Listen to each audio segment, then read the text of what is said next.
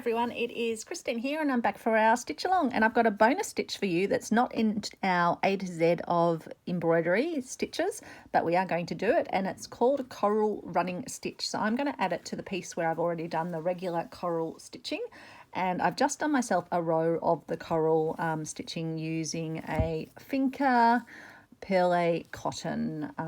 So I've just worked that because you've seen me doing that already, and now I'm going to pop up with a contrasting thread just below the furthest end of the coral stitching. I'll show you what I mean in a moment. And you don't want to come through the thread, so I'm going to pop up just about there, just below that last stitch. And then I'm going to pass my needle underneath and around the first coral stitch that is there. Then pass my needle under the coral stitch thread and under the pink thread. And I'm going to do possibly 2 more loops, I think. And you can do sort of as many loops as you want, just to get what effect you would like for it. So you're basically wrapping around, and I'll get my other little bit of thread that's there, wrapping around the little coral stitch, and because you're using a contrasting thread, it's going to be quite nice to look at.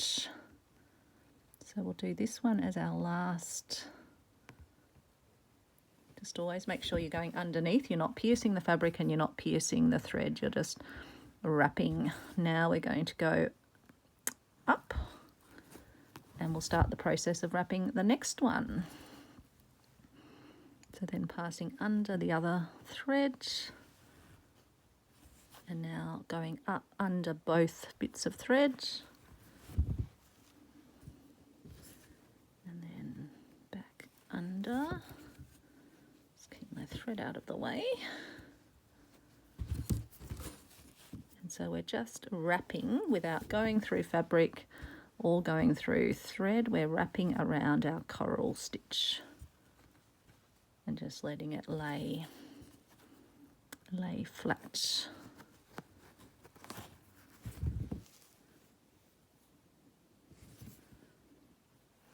then we come down,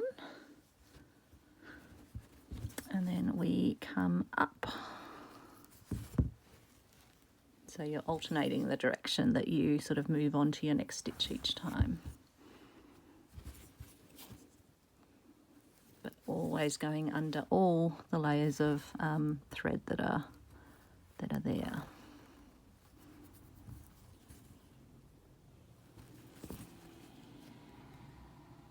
And just sort of positioning it if they get a little bit.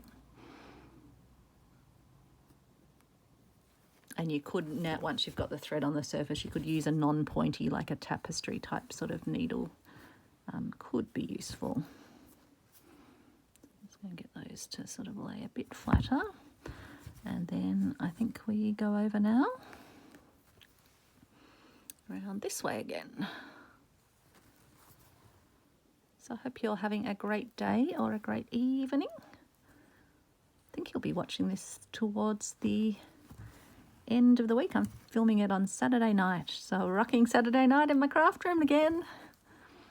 Still enjoying the joy of the Matildas doing so well. Okay, now we'll go down on this one, and then we'll pop up around this one.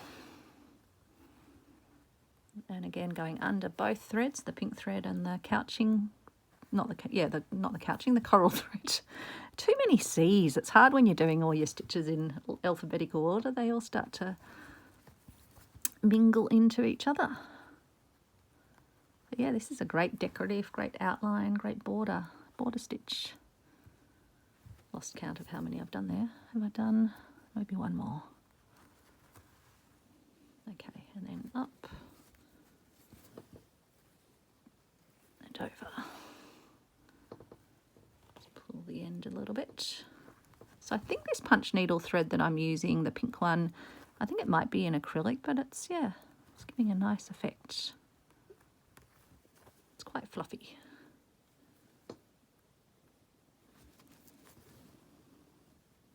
It's always good good fun getting secondhand threads. Never quite know what you'll get.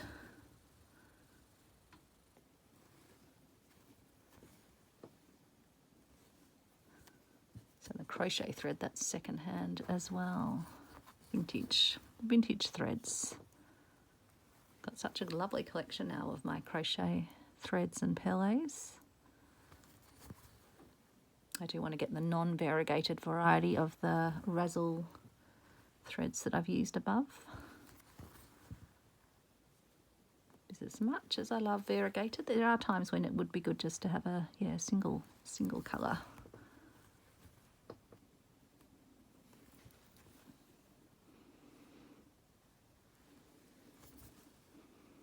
So looking forward to seeing next year. I know I'll probably be a broken record. You'll just get so sick and tired of hearing me talk about it. So looking forward to what materials Fleur Wood works with when I go to her retreat.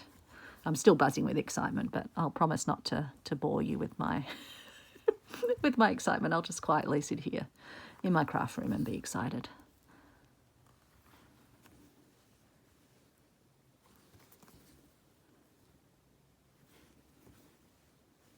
Poor Travis, when we were watching the Matildas and cheering and clapping, I think he just didn't know what was going on. He's not used to seeing his mama sort of so enthralled with the TV.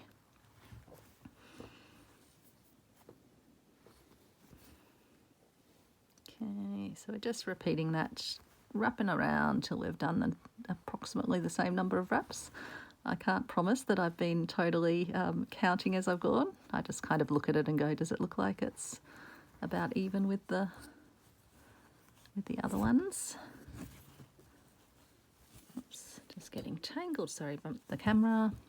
Tangled, bumping, it's all happening. And if they do get a little bit sort of non-flat, you can just sort of flatten them out with your needle. And you probably will want to periodically just let your thread spin around like I did there, because it does get a bit twisty doing all the loops. So our last one.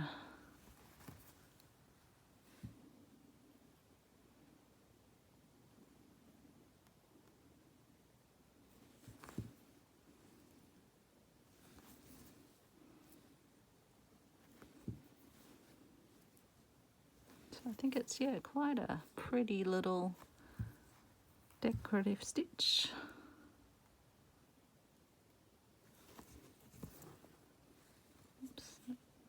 Either I pulled it too tight or I haven't done, I think I'll do one more loop.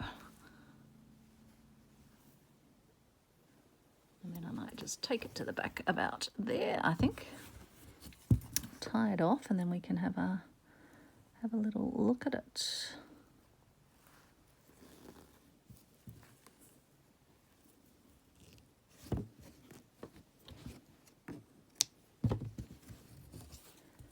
Okay, so that is our coral running stitch, which I do like. It's got a nice dimensional, feels lovely.